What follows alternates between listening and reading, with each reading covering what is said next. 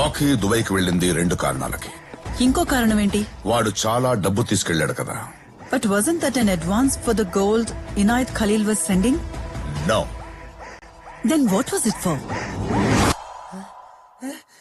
Kalashnikov!